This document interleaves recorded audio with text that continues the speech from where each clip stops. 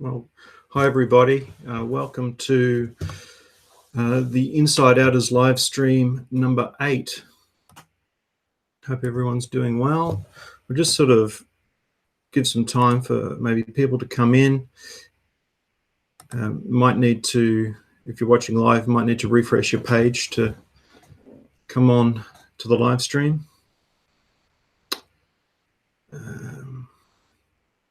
I hope everyone's doing well.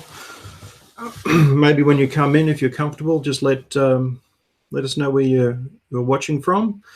I'm in Victoria, in Melbourne. Oh, sorry, well, not in Melbourne, but in Victoria, in the country, rural area, basically in the middle of nowhere. So tonight, or today, depending on where you are, I'm going to look at a topic. The topic is quite general: stress, anxiety, and intuition. General in the sense that we're going to be going all over the place within that topic. But that's really a very brief summary of what we're going to look at tonight. So just a few introductions just while people make their way in.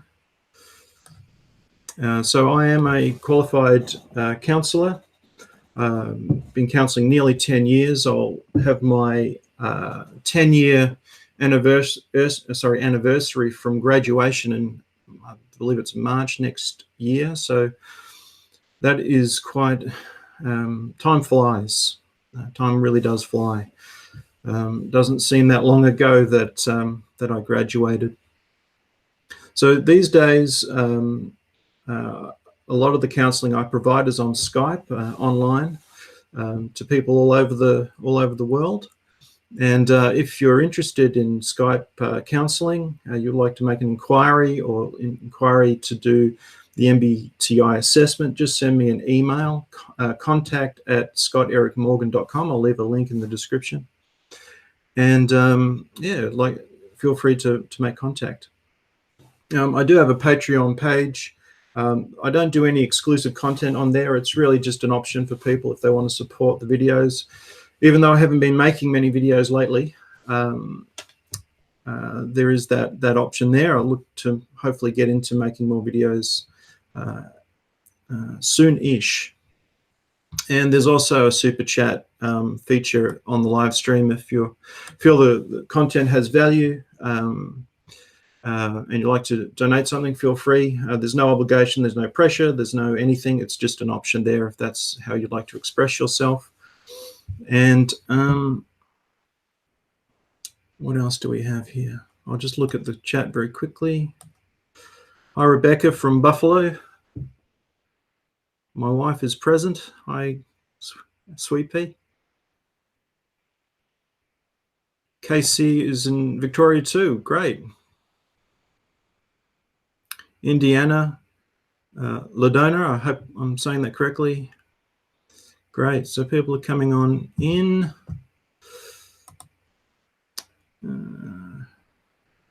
Why is there an error showing up on the screen?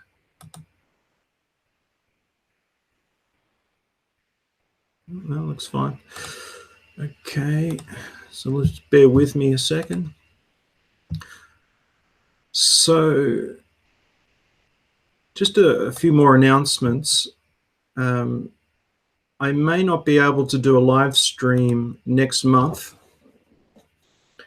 My wife and I are having our first child, and our child may likely be born around the time of the next live stream. So it's possible that I won't be here. There'll be other things to do. I may, just depending on timing of things, but most likely not. So probably have a bit of a break from Skype live streams for a few months, maybe get back into it in the new year perhaps. But another announcement, thanks guys. Another announcement is I'm looking to start a group, like an online therapy group that I'd run sort of like on an 8-week program, so to speak. I did a group therapy group, essentially. Thanks, CZ, for your super chat. I did. I ran some group therapy before I moved, actually, for a number of years, and it was very successful. And I'm looking to do it online. So the philosophy behind the group will most likely incorporate many of the themes that we've covered in our Inside Outers live stream. So if you could imagine that the sort of the underlying unconscious philosophy is basically the live streams that we've been doing. And so it would be probably like an 8-week time frame. There would be a fee involved. If you're interested, if it resonates with you, just the brief introduction that I've given, just feel free to send me an email. Again, contact@scottericmorgan.com to express your interest, and I'll keep you on file, and I will send out more information when that looks like it's going to start up. And yeah, look forward to hearing from people if that is of interest. Again, that might most likely would start in the new year. Susie, we're keeping that a secret for now, but we'll certainly announce that in a month or so. Okay. So yeah, as I said earlier, there's been no videos of late. Been very busy this year with counselling, with doing things around the property, preparing for a newborn. I have to say my wife has been doing a lot more preparation than I have, in the sense of carrying the child. But we've both been working hard to prepare a space for this new soul to come into our world. Okay. So again, the theme today is stress, anxiety, and intuition. I've got my trusty flip chart here, so I'll expand on that as we go along. And if you've got questions, comments, please put them in the chat. I'll hopefully get to them.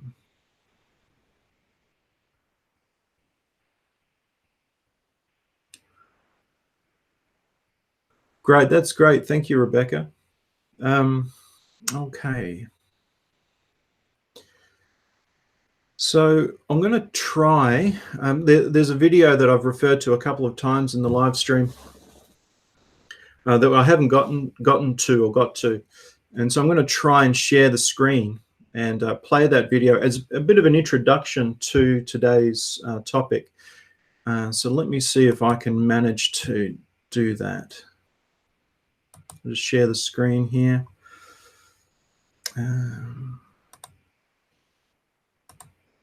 Share that. Okay. Now, can everyone see the screen share there?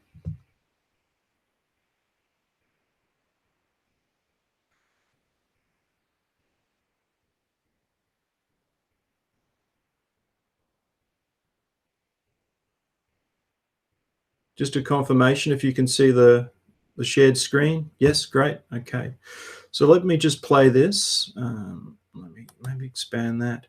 And this will just be a bit of an introduction. So it's six and a bit minutes. So let me just start that.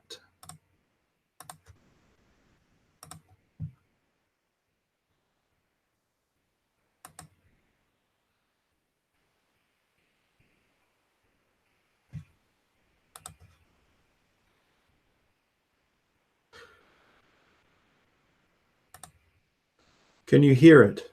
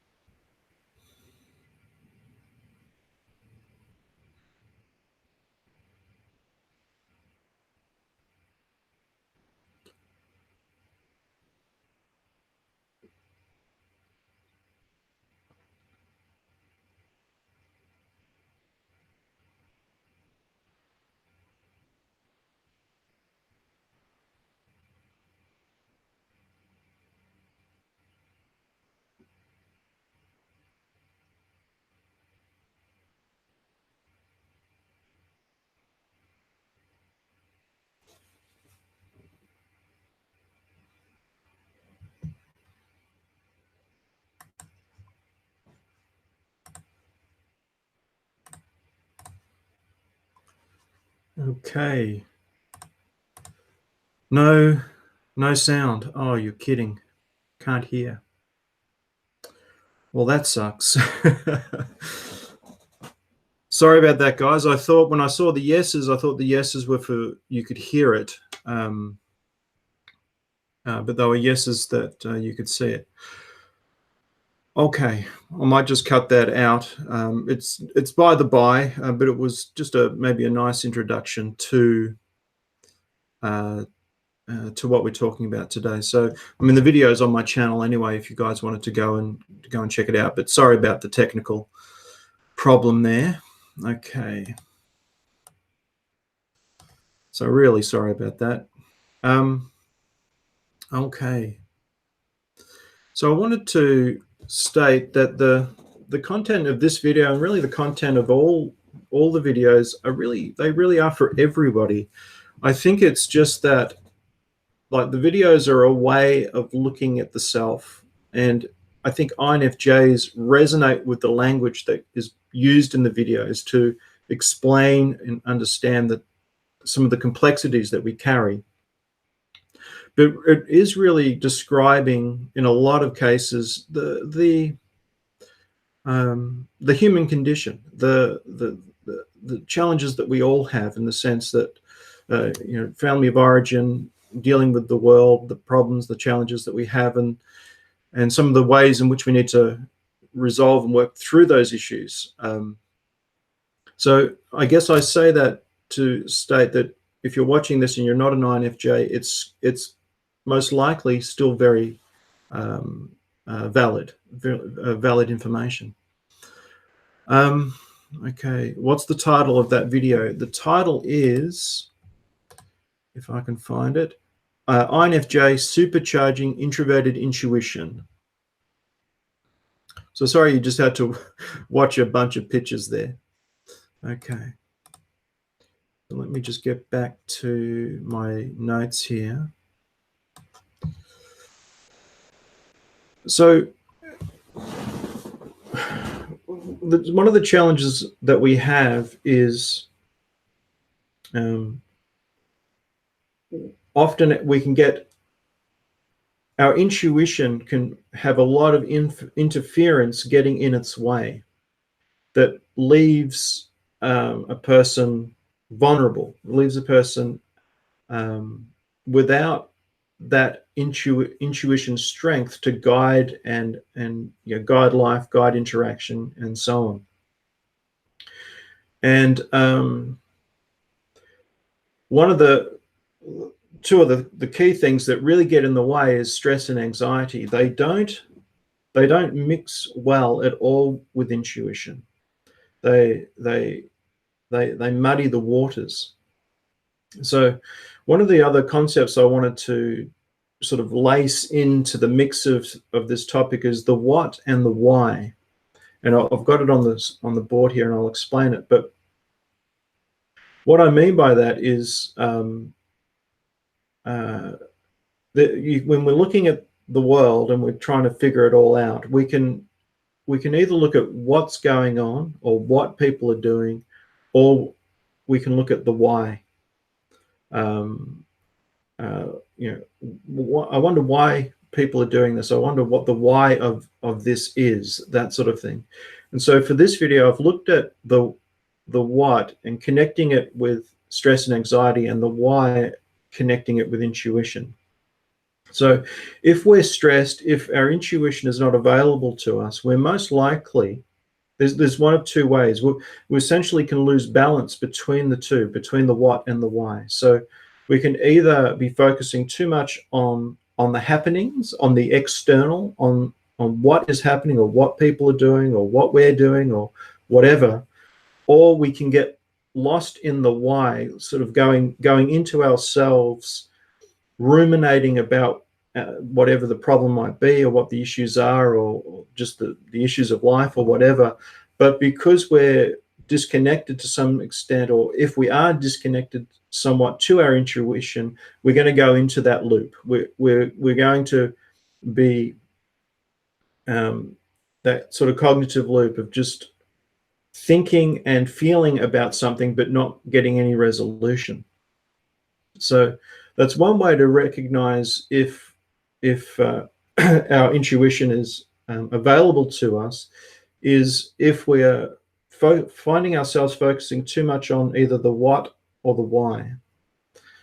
And the key is to get back to balance, which requires that connection with intuition, so that we're observing both the what of life, what's going on, what people are doing, what's happening, and the why, the deeper meaning, the underlying narrative that might be going on, that really is, at least to intuitives, at least more interesting, and it brings more awareness of the what. So I hope that makes sense. So just looking at some of the things. So with stress, we can have general life stress, and sometimes just general life stress can peak. We can just have circumstances going on, just natural life circumstances that just put a bit more pressure on us than what we may be comfortable with. Because there's healthy stress, and you could say maybe unhealthy stress. So healthy stress is a motivator. A little bit of stress kind of gets us going, causes us to focus, causes us to turn up, to get things done. But too much stress, and then it starts taking energy. It becomes a demotivator to getting things done. And so we can just have, and so part of what I'm trying to talk about here is about essentially self-awareness, of just distinguishing between just normal life, healthy stress, and unhealthy stress. Like this, the stress is actually pointing to something deeper going on. So, and we'll get into the deeper side as we go along. The other scenario is, and we'll go through it more on here as well, is we can have that sensory overload. We can be bombarded with the sensory stimulus of life. Being in the world can be a stressor, if you like. Just being in the world, going out, going to work, can, for intuitives, can be a stressful experience, causing what I sometimes call like a low level SE grip. It's like an SE grip that's just going on all the time on a lower level that becomes normal, if you like, so we don't notice it, versus that more momentary in the grip reaction that's a little bit more obvious to identify. So in relation to stress, when we're looking at, okay, what might be stressing me in my life? What are some of the tangibles going on? That can help to give us an opportunity to see how we might address those, what might be causing stress. But there could be other stresses that aren't obvious. It's like, well, actually everything's okay, but I'm stressed, which would suggest that something deeper is happening. So let me just check my notes here. And so if there are deeper stress happening, then it's more likely that it's like, let me say it this way, the external life stress, there are things out there that are happening to us that cause a stress reaction. The deeper issues are often there's something within us causing stress, and we're experiencing the stress symptom, but it's actually as a result of something else going on deeper within. And of course, the external can interact with that deeper part, causing that stress. So there can be a combination as well. Okay.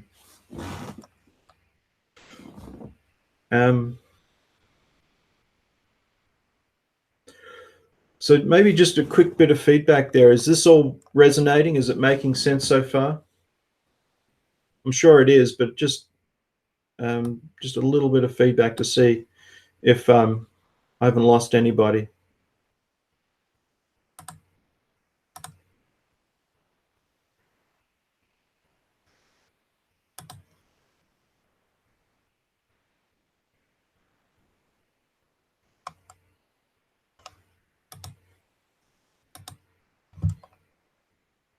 Okay, thanks, thanks, Bronwyn.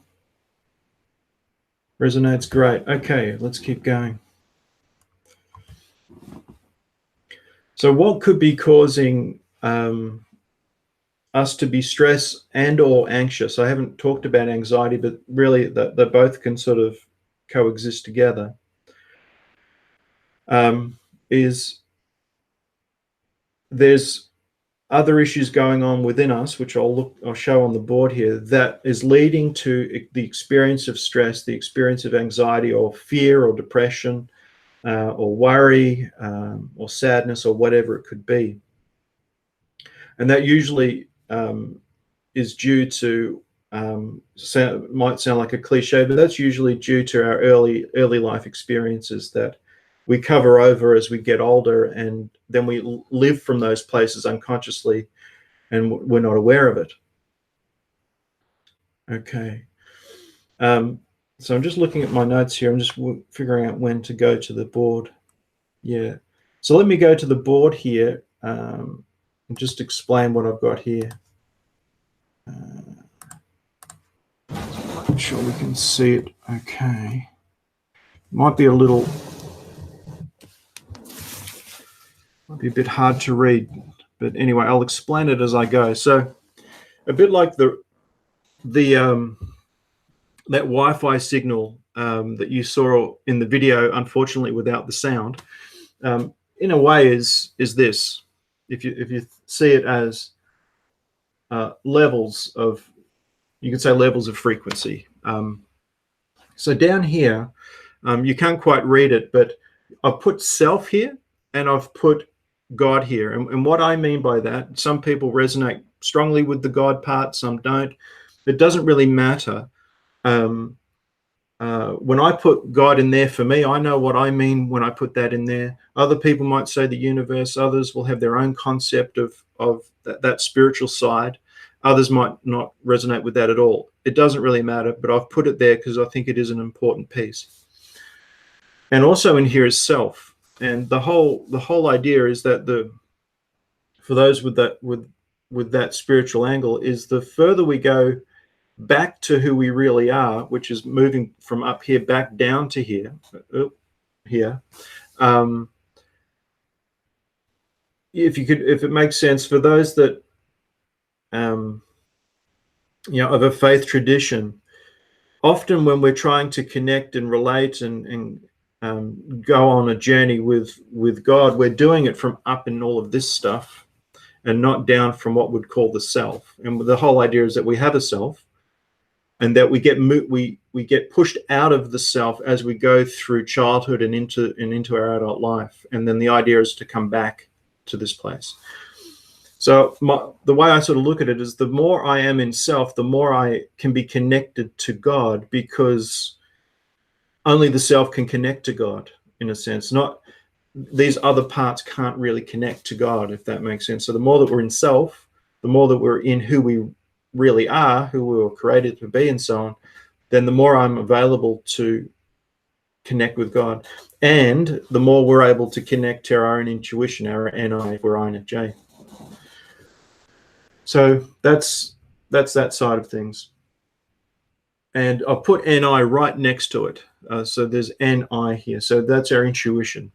The sense that, according to the theory as well, we're born as an intuitive, we're born with our preferences, so we're born with this part. And then we're born into a family, and some families are better than others. Some families, wonderful places to grow and develop, and some it's been a major setback to growth and development. And so we're born into a culture, a family culture. And I know that I've covered some of this in our other videos, but just looking at it from this different space. So we have a childhood, we have our interactions with our caregivers, experiences, and we take the good and the bad, we take the helpful and the unhelpful from our childhood. And that turns into beliefs, whether they're true or false. And what I mean by that is we could have, like I would say, a true belief is that I have worth and value. A faulty belief is that I don't have worth and value, or that I'm not good enough, and things like this. These sort of faulty self-belief statements that we can develop in us, or they can be created in us, if you like, from childhood, because it happens at such a young age. Let's say there was an environment where the child's not affirmed, that there's not validation. It's kind of like it creates a vacuum, and for whatever reason, when there's a vacuum of some kind of nurture, it's often replaced with something negative. It's quite amazing how that happens. And when that does happen, when it happens at a really young age, it feels like the self, because we've carried this feeling for such a long time, way into our adult life, that a lot of people can carry this idea of, like, I'm flawed, there's something deeply wrong with me, and there might be something wrong, or there might be an issue there, but it's not the self. It is a wound that is developed, an issue that's been developed, that's pushed the person outside of self, and then we start living from these faulty beliefs. And we've talked about parts as well in our other live stream. So go back to those videos for clarification, because there's a lot in that word, parts. But that's what essentially I'm saying. We can start living from parts of ourselves that believe things that aren't true,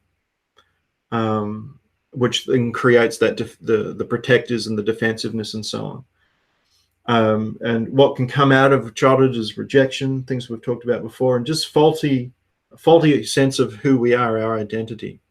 And that, if that's occurring, then we've been moved out of self into unresolved parts.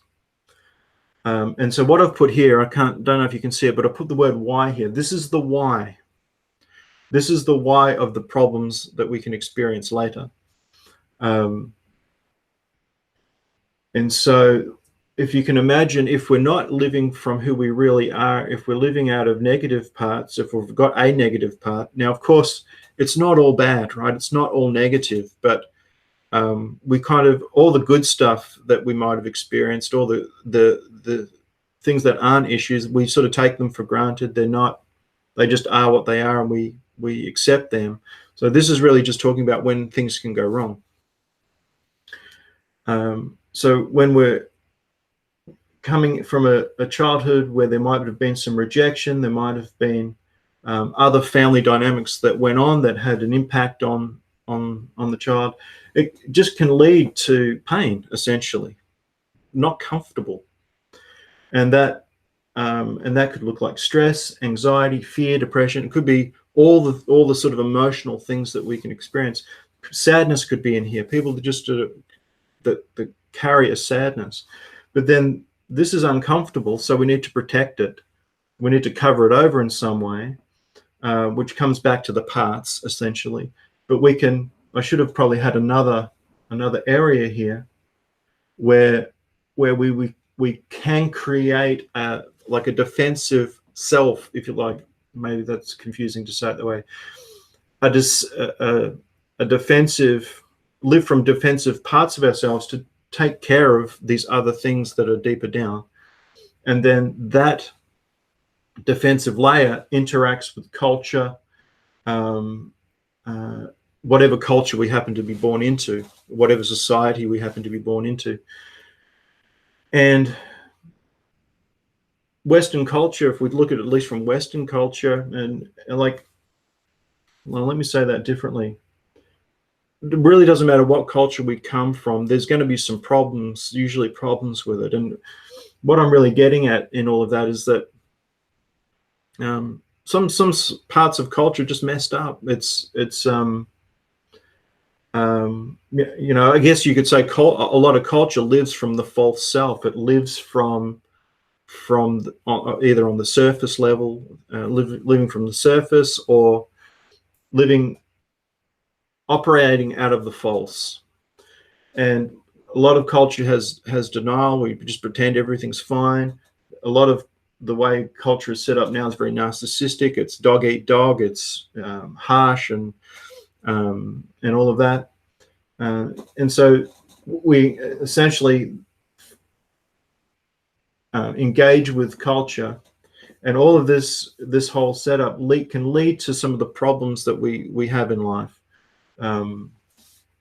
Relationship problems with people, conflict, health problems, financial problems, all the sorts of different things that we see out on the outside, which I've called the what here. This is what we notice. This is what's going on. This is what's happening. And a lot of us try and fix these problems, fix these surface issues, which are often not all bad, if you like, but they're band-aids to fixing this. So if someone has a health problem, they could get really fit and go out and exercise and get really healthy, eat well and do all of that. But if this part isn't resolved, then yeah, they're physically healthy, but it hasn't resolved the deeper issues. So I hope that makes sense. And so the idea is, as we become aware of these things, we start to get a sense of the why of the anxiety, the why of the stress that exists, I guess, below the surface of what's going on the surface. And that was really what the video was trying to highlight, which is a journey. This stuff, dealing with all of this sort of thing, is a lifelong sort of narrative. It's a lifestyle. It's an ongoing journey back to here. And I think if the INFJ has an advantage, their advantage is also an Achilles heel in a way, but the advantage is there is an attraction to this. There's an attraction to the deeper.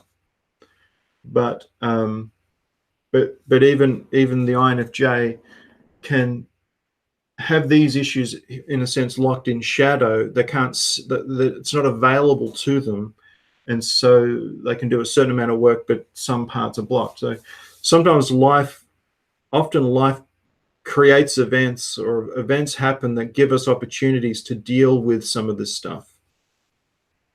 An example could be if someone has had a difficult childhood and is not living from the self and are used to pain, and they're not connected to themselves, they can find themselves in a narcissistic relationship where they're being completely taken advantage of, and having their emotions completely beaten up, because they're so used to giving out, they're so used to denying their own value and worth and their own identity, and giving more and more and more to the narcissist. But what ends up happening for a lot of people is eventually they do get to the end of their tether with that, which can be an incredibly painful journey. But it can be the pain necessary to break the person down into the why. Why? How come I've had this experience? What am I not connected within myself that has led to this relationship that has nearly taken me out? So that's just one way of looking at it. So I'm aware that a lot of what I'm talking about today, we've talked about in other live streams, but sometimes just looking at it from a slightly different angle can produce different insights, different awarenesses as we go along. So let me just come back to the screen here. Let me just quickly.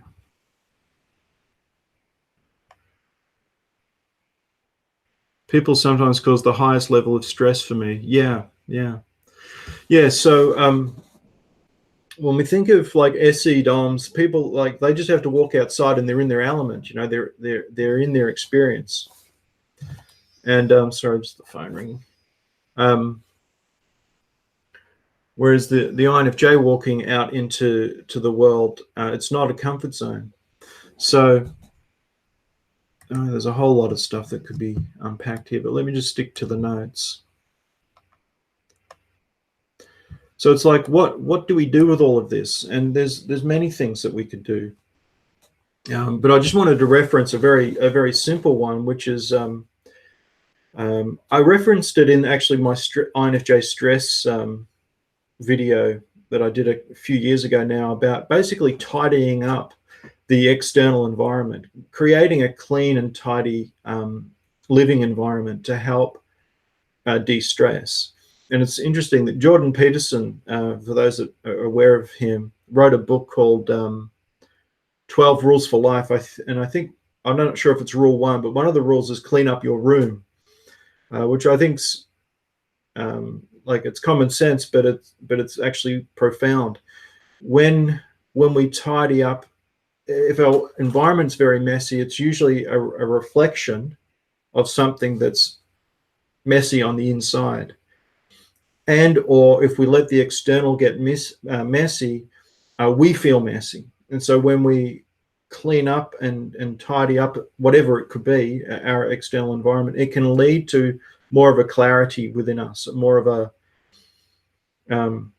it can just relieve some of that, I think, general life stress that helps us to figure out everything else that might be contributing to our stress. So it's a good place to start.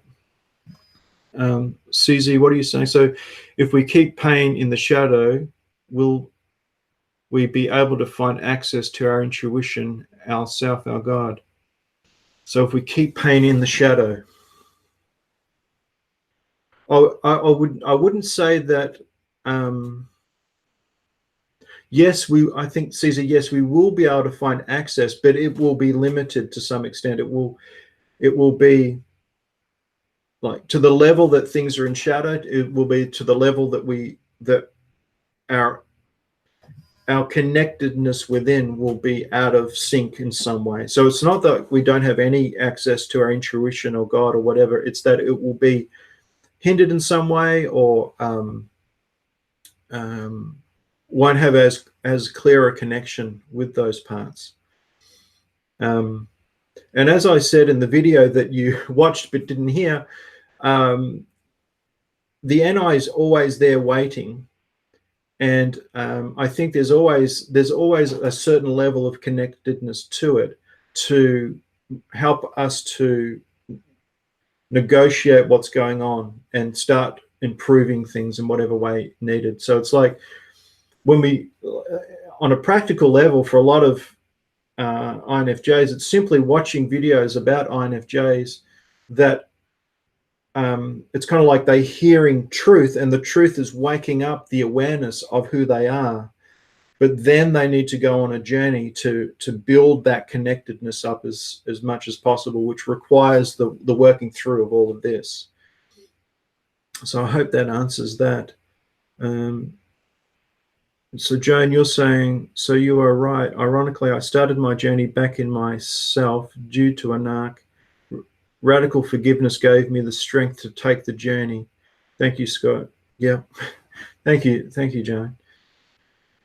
Yeah, it's amazing. Sort of often I've heard people say, and I know it also for myself, that often we can think the worst thing that happens to us can sometimes turn out to be the best thing. Now, that might not be the case for all things. Some things are just tragic and painful,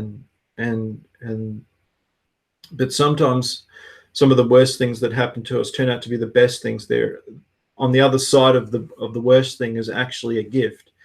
And I think one of the messages that I wanted to sort of have come through these sorts of videos is, it really is just about keeping going. Just keep on turning up, keep on getting up, and life will continue to have those opportunities to improve and to get stronger. CZ, clean up external environment, is that the literal or figurative environment? I'm talking about the literal, but as we clean up the literal, we clean up the figurative. We clean up. It's like we can be tidying the internal world when we're cleaning and and bringing order to the external world. Part of that is the J too, you know, having structure and order, you know, starting things and finishing things, not having all of these a whole list of unresolved or incompleted things in our lives will be a stressor. So we need to tidy that up in some way, file some of those things away, tick boxes and things like that to just reduce the to-do list in a sense. Okay. So Jordan Peterson offers a good strategy. Just clean up our room. Let's bring some order.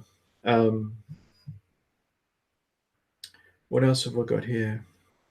Yeah, so I've just put here like messy house, messy mind. In a lot of cases, it doesn't have to all apply to everybody, but I think that's just a principle. So sort of asking the question, you know, sort of that initial question, but which can be an ongoing initial question, which is, okay, what's bothering me? What's stressing me out here? What's going on? Why am I anxious? You know, asking those curious, open questions, and then listing them out.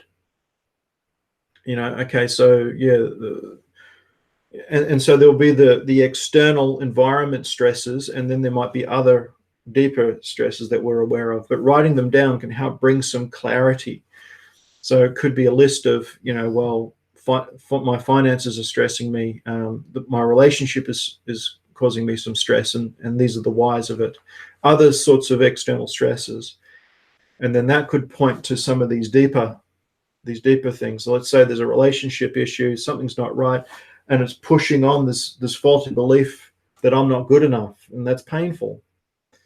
And that can lead to a experience of anxiety. And so we've got both there. We've got a relationship challenge going on, and it's triggering on an issue of identity, leading to stress and anxiety.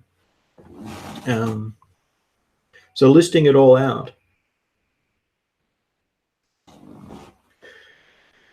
So if we write the list out of the external stresses, the next thing would be, okay, what can I do with these? Is there things that I need to do? Is there some things in my control that could eliminate these issues or these stresses for me? And then going ahead and sort of ticking those boxes, doing what one needs to do with those things on a practical level, but then also on an emotional level. Because if there's an awareness that, okay, well, this is a stress in my life, but right now I can't do anything about it. I've just got to sort of, you know, ride this one out.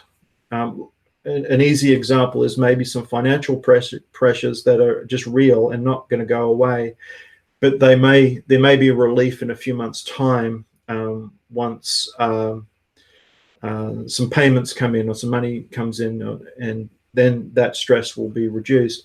When we are aware of that, that can actually help to relieve stress, because we're not ignoring the problem. We're aware that there is a problem. There's nothing I can do about it, but let's say there is light at the end of the tunnel. So we can kind of put that to one side. So we're trying to address the external things that we can address, and then acknowledge the things that we can't address or can't address yet. And then that should bring some clarity to, okay, now that I'm aware that I can't control this, and why am I having a hard time accepting it? Why am I trying to control this issue on the inside of me? And control can be a major issue when it comes to stress and anxiety. The world it's a paradox. The world runs on control and so on, but really, how much control do we really have on a lot of things? And when we try to control what we can't control, we're going to be stressed and anxious. And so often the serenity prayer is a helpful reminder, you know, God grant me the serenity to accept the things I cannot change the things I can, and the wisdom to know the difference. And so sort of knowing what can I control, what can't I control, what can I affect, what can't I affect. And sometimes it's a journey of figuring out what that actually looks like. And sometimes it's that pain piece of it that can lead to breakthrough. It's like we can hold on to something for so long, and then at some point we just like, I've got to let this go. And for a lot of us, a lot of human beings, it's like we need to be backed into a corner sometimes to have a breakthrough, rather than just running into freedom. We're complicated beings, and we tend to, we have a vulnerability to trying to control or hold on to things that we shouldn't be holding on to, or we can't control, until the pain, the illusion of security of holding on to that, when that is outweighed by the pain of holding on to it, then we're more likely to let things go. It just seems to be the way things are sometimes. But where am I up to here? Okay, I'll just make a note here and just look at the comments.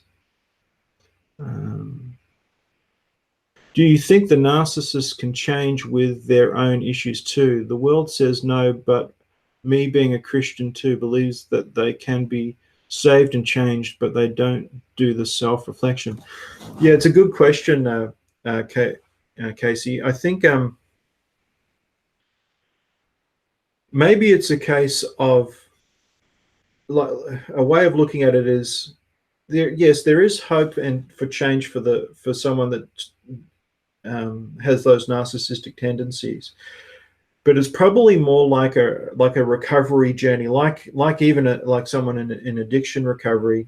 The theory is that the person's never rid of the addiction entirely. Like, there's always a vulnerability to go back there, but doing recovery strategies can keep the person safe from going there. And so it might be, I think it's similar in some respects for those narcissistic traits, is that recovery from the traits. There's something very, very, very rigid about it, in the sense of, I mean, some would say people are born with it. Some would say no, it's a product of trauma in childhood, and maybe there's a bit of both. And I sometimes struggle with this too. Like, why was this person born with this narcissistic trait? How's that fair? But that goes into a whole nother thing. But I guess it's all about willingness. And I think the reality is there's some people that don't want to change. They don't want to deal with it. They either enjoy it or they've become used to it. There are people with DID, so moving away from that narcissism side to DID, that actually like the different alters. They don't want to get rid of them. They want to learn to live with them. And so, but I'm with you, Casey, that there's always hope and opportunities for change and healing for us all. It's, I guess, just whether we respond to it. Susie, the past few months I've almost completed decluttering my house. Big help for my sense of calm. Awesome. What happens when to get all the way back to self? What's next? Won't people close to you not want you to change? Close to you not want you to change? There's a whole lot in that, Joan. I think, if I'm hearing the question the way you're intending it, we develop, we grow up through all of this, and we develop dynamics and relationships around us that ultimately kind of support this. And if we want to go on a journey of change and resolve some of this, we may actually be inviting some conflict in our relationships, because if we start resolving let's say some of this is going on for us, that leads to a people pleasing and an over accommodating for other people and so on. We start to get in touch with this and address this, then we're more likely to have we more likely are going to want to put some boundaries in place to take care of ourselves. And that could lead to some conflict. People might protest, hang on, you're changing and that's making me uncomfortable. And that's probably just part of the recipe of growth and change is dealing with the reality of as we change, not everything around us is going to be happy about that. And there's even scenarios where a married couple, they're united in this, and then one of them wants to change it, and it actually can end up breaking the marriage because the other person doesn't want the change, and it just creates tension and issues between the two to the point where it doesn't work out for some reason, which is a kind of an interesting paradox essentially. Whereas one person addressing some other deeper issue what it does do is it promotes the other to also respond to what's going on for them. So in that same scenario, and some changes occur, which leads to some boundaries that causes discomfort for the other, there's an opportunity for them to be asking, why am I so upset that the fact that they said no? Why, right? And there's an opportunity to address some other aspect of themselves that then improves the relationship as a whole. So a lot of people, they'll have career problems or relationship problems or financial problems and all of that. And it's amazing how addressing this stuff ultimately changes a lot of this stuff up here. Work problems, career challenges, direction, all of that can reorientate itself as a result of going into the programming, if you like, deeper down. I hope that answers the question, Joan. So what happens when you get all the way back to self? What's next?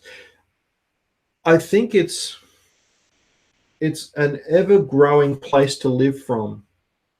So I don't think we're ever fully disconnected from self. I think we always have a connection to it, but we can also be connected to all of this stuff. And as we resolve these issues, you can imagine if I had an eraser, I could start rubbing some of this stuff out, as rubbing it out in the sense of it ceases to be a major issue. That we've moved out of living from this false belief that we're not good enough or whatever it could be, which I think promotes us back. It just promotes us back to the self. And we start to experience more comfort. We start to experience a little bit more peace.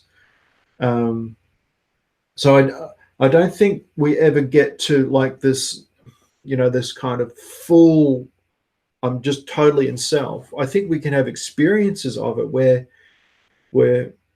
whether we call them spiritual practices or just moments that allow us to have a more untainted, if you like, experience of just being in the self. And it's quite amazing when, in counseling, clients can get to this, have an experience of this, and it's amazing how all of a sudden they don't have any problems anymore.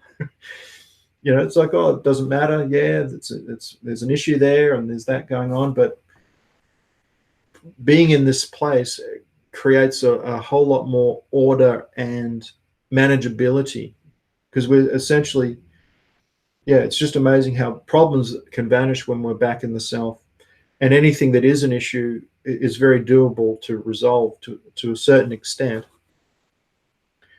And I think those moments sometimes for people are a little bit of an incentive to keep working on the rest of this, because if we have a real clear experience of being in self, it's such a natural place to be. But then, whether it's just time, we go back into our lives or whatever, we start moving out of there again. We start to feel this anxiety again, or stress, or just not comfortable. And in some respects, we can be a little more uncomfortable because we've had the experience of not being in it. We've had the experience of not being in our anxiety or our fear or whatever it is. And so it can be a little bit more uncomfortable when we move out of the self, but it's really an incentive to work on the issues so that we're moving back. We're constantly moving back to the self. So we can be in self, but still have some of these issues going on.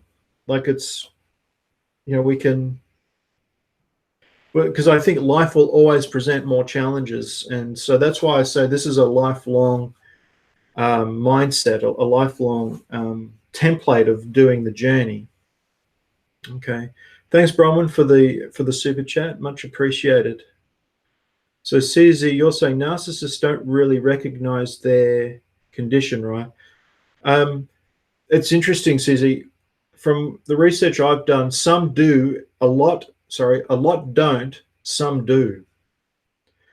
There's some that aren't aware of who they are in the sense of that issue, that trait. And then there's others that tend to. They know who they are.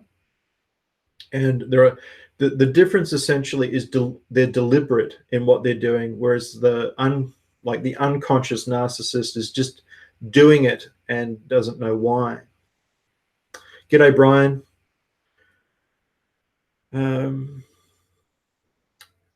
So Casey, thank you for answering. I agree. It's nice to hear the opinion on this topic of narcissists from another INFJ Christian. Yeah. Great, Joan. Yes, it's like a natural drug high. Yes, yoga has helped a lot too. Okay. Yeah, I think it is like a natural high. They're wonderful moments just being in who we really are, our true self. And a lot of the pain really comes from believing that we are this, or that we are that. We get stuck and lodged in these places. I mean, some people they live from this fear place like their whole lives, and they don't know. Like you might meet people, you might have met people that are really jittery and scattery and flighty. They're just nervous Nellies, if you've heard of that term, right? They're living from this anxious. They're living from this anxious and fearful place, and you can never kind of sit them down. You can never, at least for those that don't want to, that you just meet them in the world. You're dealing with them and wherever, and they're very busy internally, very busy people.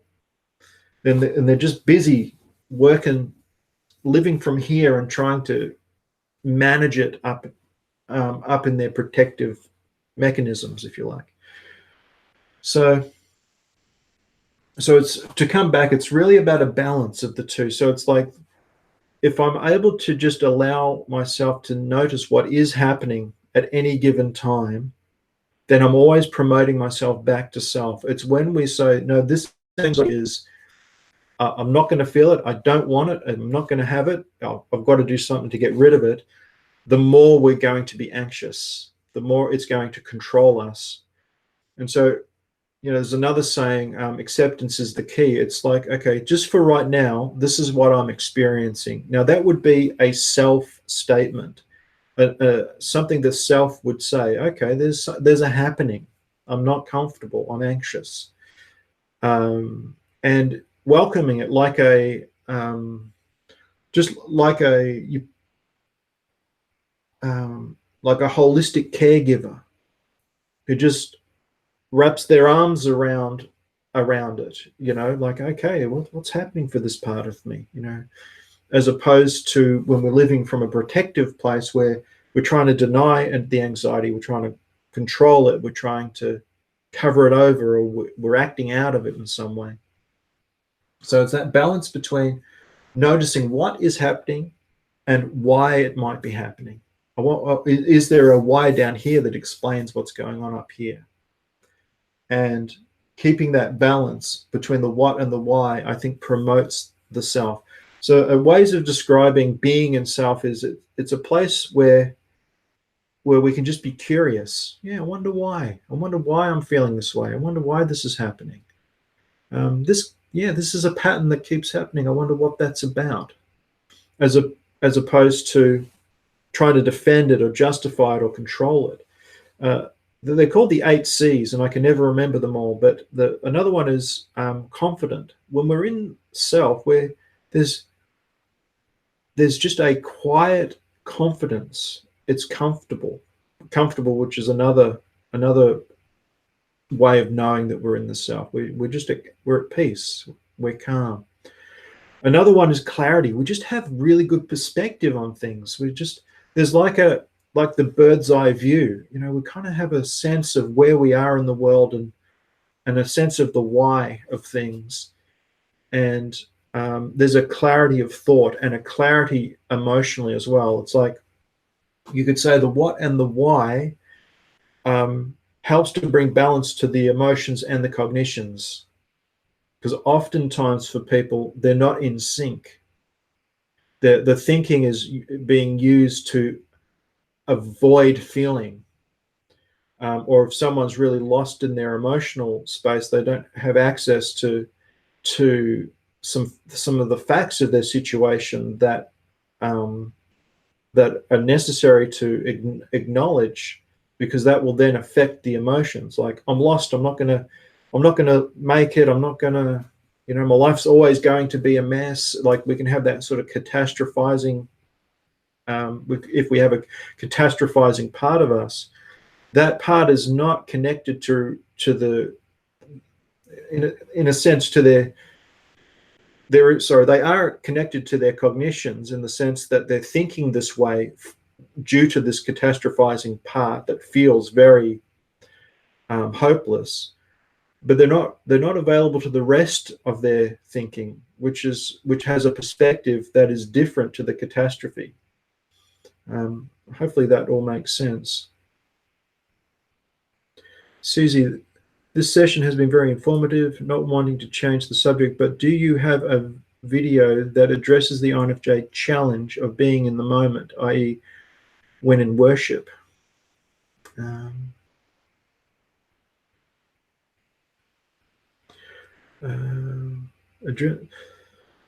Addresses the INFJ challenge of being in the moment. Yeah, okay. So the intuitive the intuitive generally is in the future, just naturally. That's naturally where they can focus their attention. There's not an issue with that, but it's when we are. So if we've got sort of like SI past, SE present, N future, just sort of put it in those terms. When we're doing that naturally, so you could say from self, it's going to work. But if we're doing it as a defense mechanism, so we're not doing it just because we're not living in the future or the past, just because that's how we kind of navigate our decision making, for instance, but we're also doing it to avoid being in the present because it's uncomfortable, because being in the present is being in the self. And often when we get present, the first thing we become acutely aware of is all of this, whatever is in here. And that's uncomfortable. And so then we can have defense mechanisms that push us outside of being in the present. So the way of saying it, I think, CZ, is we can be, let's say an intuitive can be in the self with a future mindset, but be present. In a sense, if they are in self as an intuitive, being future focused or future mindset is them being present in the now. So there's a distinction between being in the future or the past as a defense mechanism, or being in the future or the past because we're in self and we're operating naturally out of our cognitive functions. So hopefully that makes sense. Olivia, is that how you work on starting to feel good enough instead of not good enough. I think overall, Olivia, yes, this process and exploring and working through this, moving back to the self, will naturally address some of these faulty beliefs that we could carry about ourselves. Another one to put in here would be performance. We can be, or perfectionists. We can do these things to hide this stuff. So if we're aware that we have a not good enough part, then it's simply about becoming aware of and acknowledging the reality that there is this part that doesn't believe that it has worth or value, that it's not good enough, and recognizing that it's a part up here and it's not coming from here. So you sort of we can ask ourselves the question, okay, there's this part, or I have this feeling that I'm not good enough, but if that's not my true self, then that question or that curiosity can instantly start to create a separateness from the not good enough part, in the sense of saying, because now we're not living from it in this moment, where we're looking at it, we're kind of going, yeah, there's this part that doesn't feel like it's good enough. I wonder where this comes from. I wonder how it's trying to help, which is it's a weird way of looking at it. But an off the cuff example of that could be, being enough in our childhood was a threat to the environment. Being confident and clear and assertive and holistic and present in our childhood was a threat to the environment, and there can be pushback on that, and so the child can feel pain associated with being congruent, with being themselves, with being normal. And so it's like, okay, I'm not allowed to do this. I'm not allowed to be like this. So I become less than, because that's actually being less than in my family of origin is less painful than being myself. And so that it's like a trade-off, but it's a necessary trade-off in that situation, because a child needs to survive, and there's that egocentric nature of the child. So if this world out here is telling me that this is wrong, it must be wrong.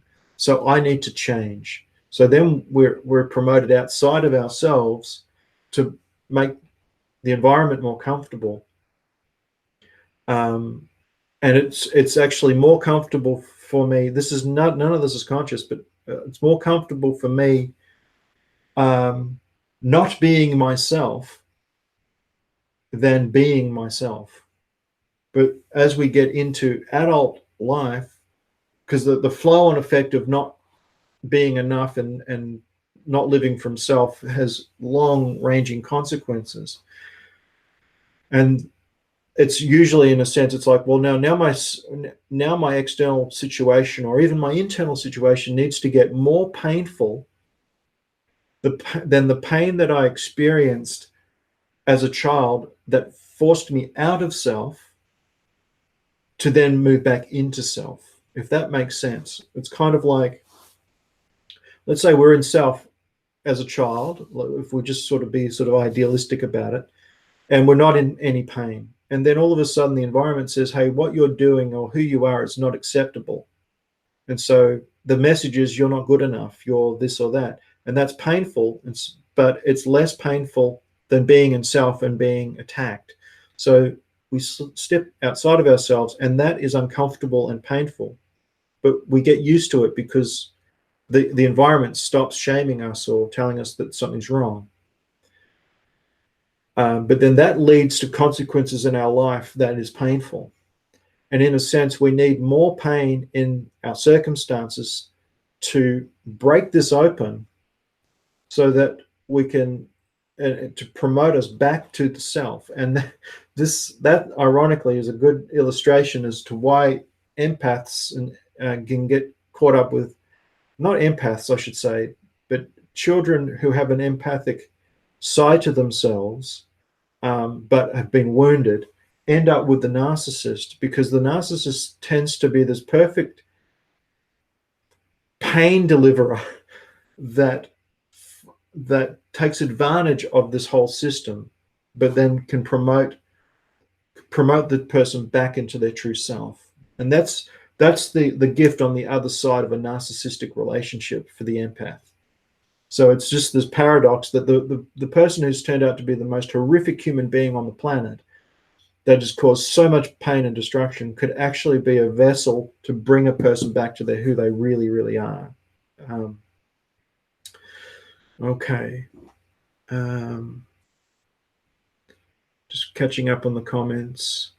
Bronwyn's saying, living authentically is freeing, but I think those moments can be fleeting if you've not done the work. I would agree, Bronwyn.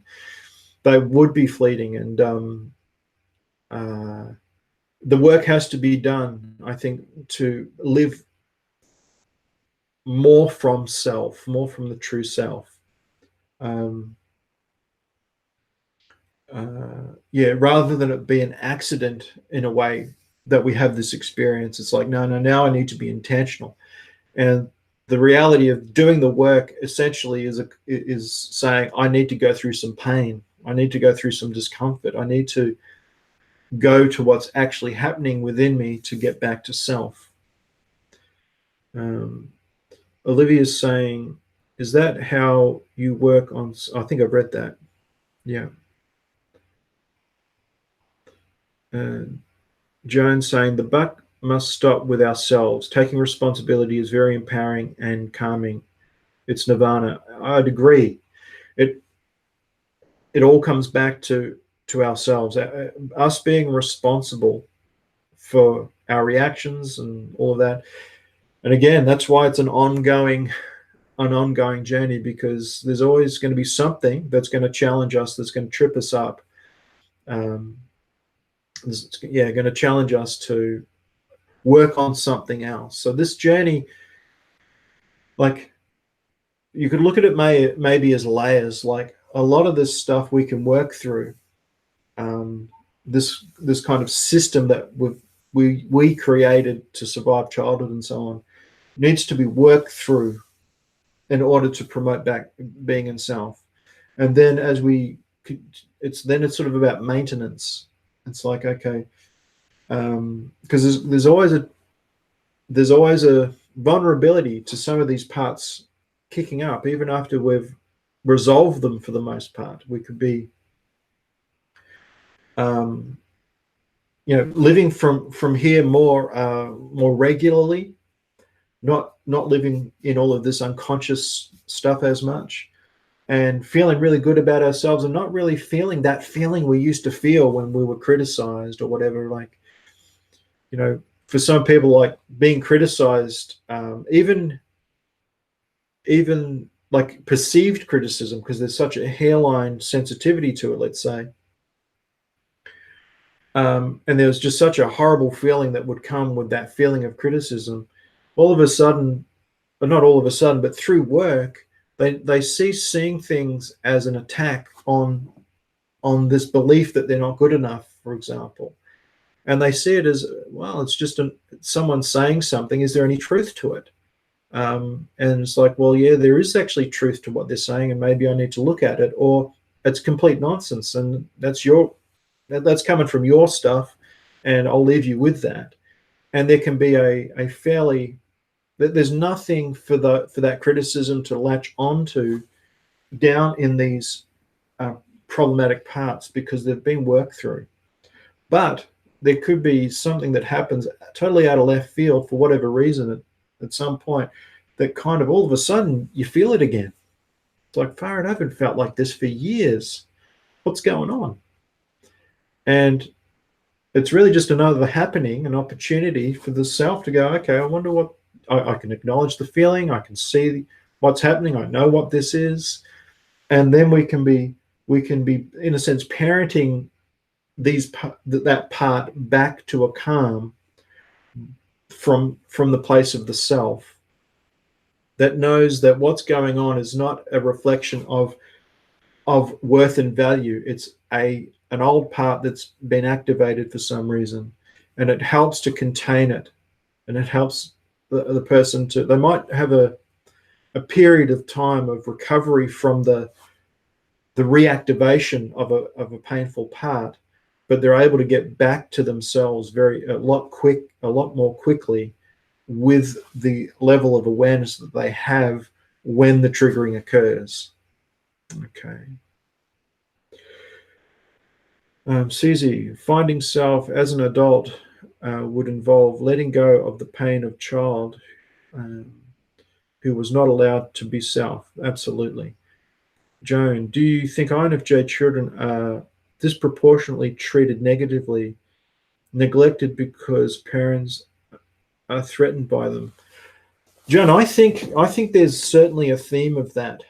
I think there's certainly a reality that can happen both in healthy and unhealthy families, just because that those cognitive functions are not affirmed.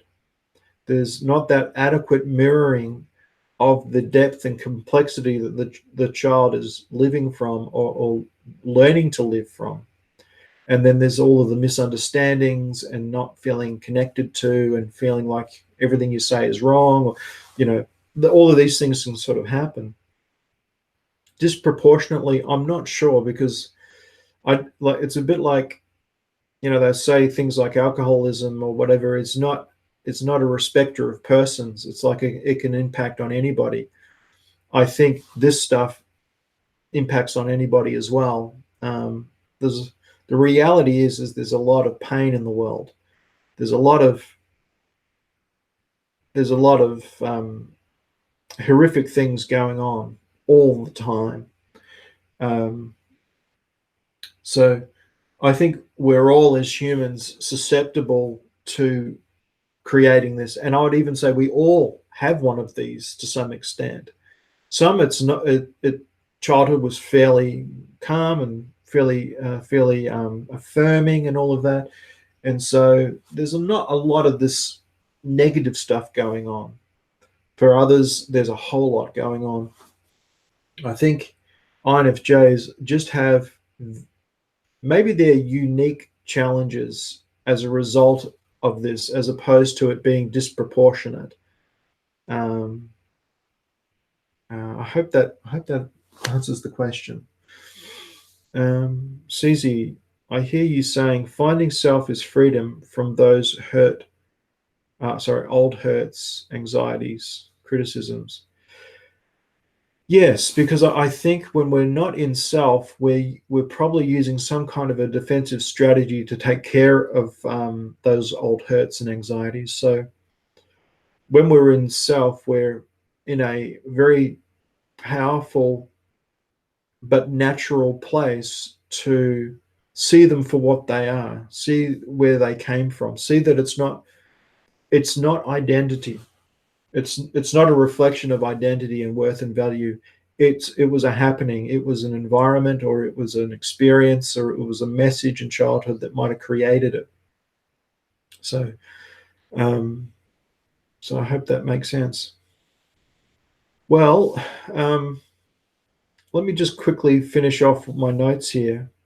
So another way is, so sort of listing the stresses and all of that down, then would be like, when we get that clarity of the stresses externally that I can affect and what I can't affect, and what might be going on within me that's causing a stress reaction to those events, is asking, okay, what am I feeling?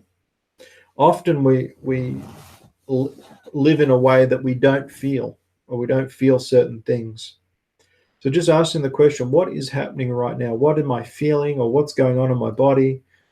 And then, okay, I wonder why I'm feeling this. Well, is something happened today that's led to me feeling this way? Or is something coming up that could be causing this feeling?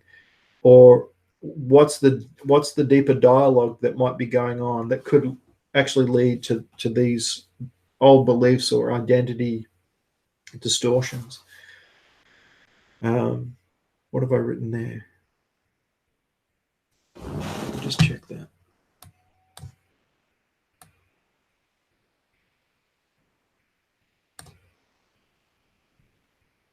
So the reality is it's more difficult to identify the why than the what. The what is a good starting place.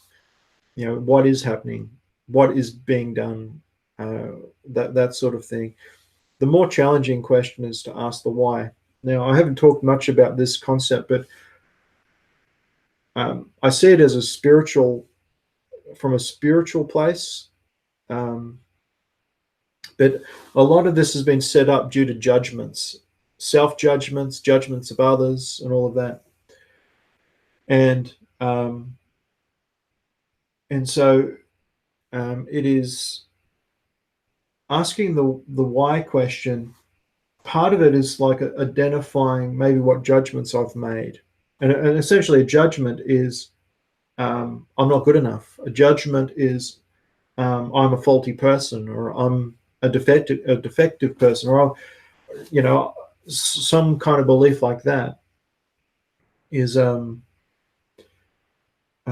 could say they're judgments that we make about the self that not about the self.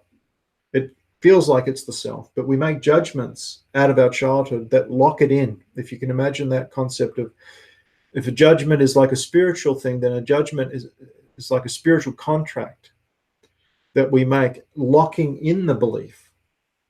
And so in some respects, it can be helpful for people seeing it that way, that, hey, I've got to release this judgment. And we can have parts that are critical, i.e. very judgmental. And we can have parts that be very critical towards what they think is the self. And what I put up here, you might not be able to see it, but I put relationships here and self and others, and circled around the self to say one of the key issues with all of this is our relationship with ourself, because what we think is ourself often isn't. And so it's the resolving and discovering who we really are that is the main piece that brings all of this together.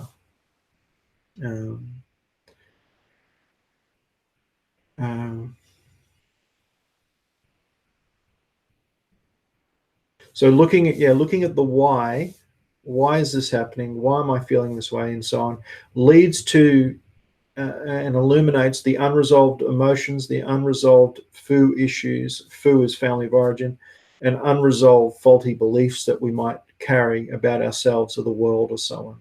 So the why is a really powerful question.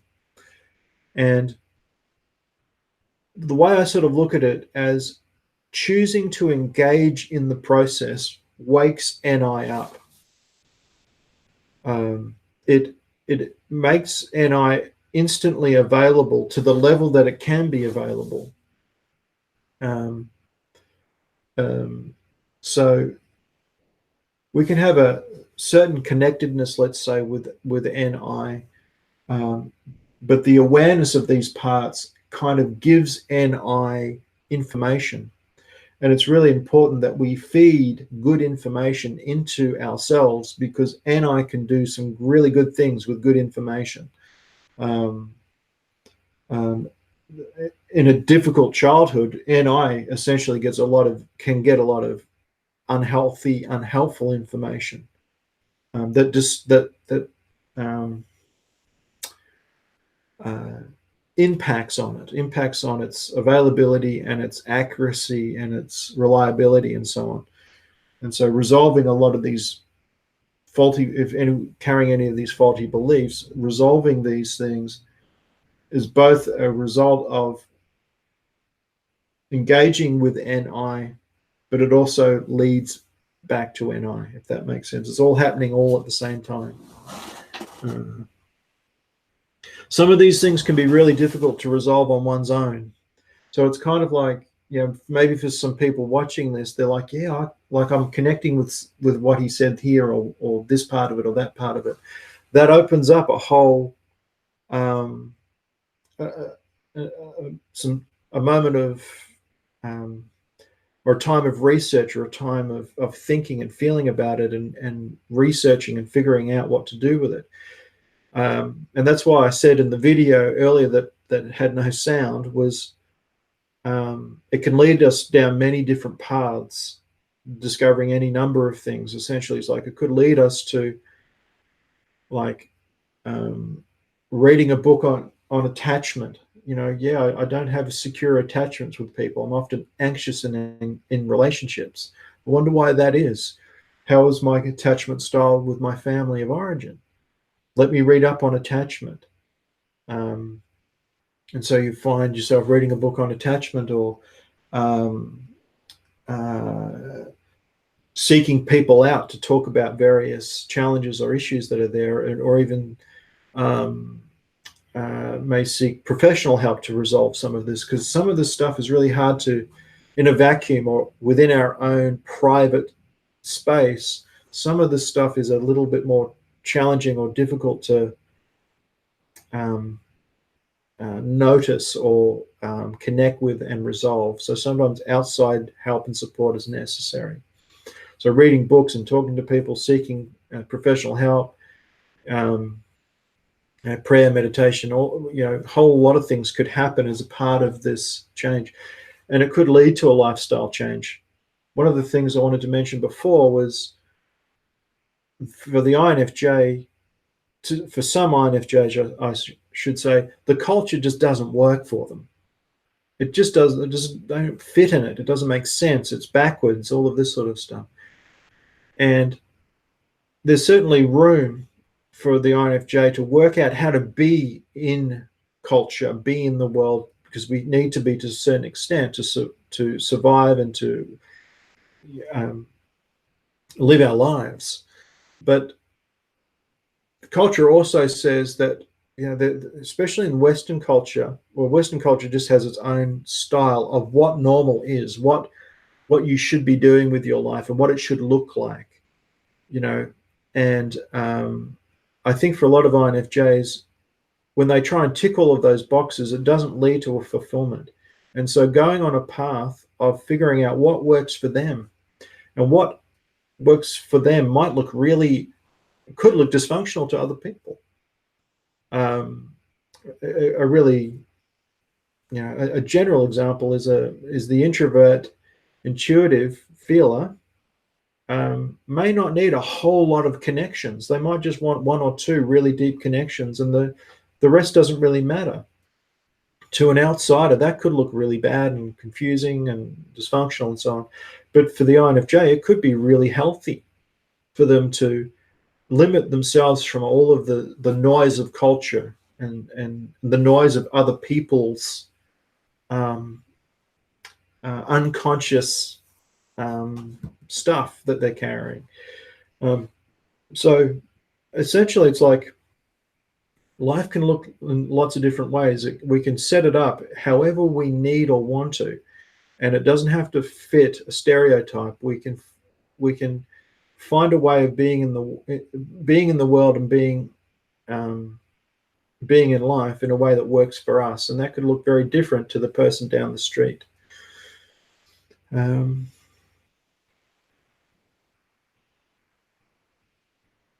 think that's pretty much covers it, guys.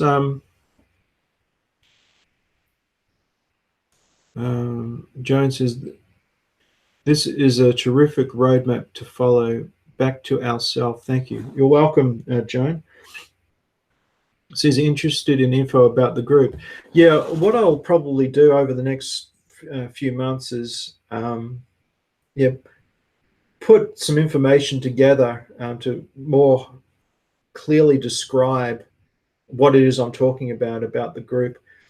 But essentially, it's going to be the therapy group, if we call it that, would just be a space. So there'll be limited numbers, 6 or 8 people maybe, where come together online to create a space essentially for all of us to get to know what might be going on deeper within, but doing it within a safe therapeutic environment where some aspect of this can be interacted with in a group context.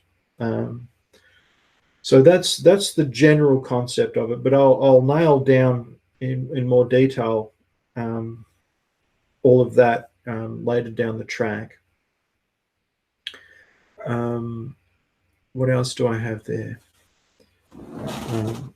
So yeah, so if you're interested in that, in maybe being a part of a group like that, sometime next or early next year, just send me an email with just expression of interest for more information, and I will send that off to you guys, and I'll probably make some videos about it too as part of just getting the word out there.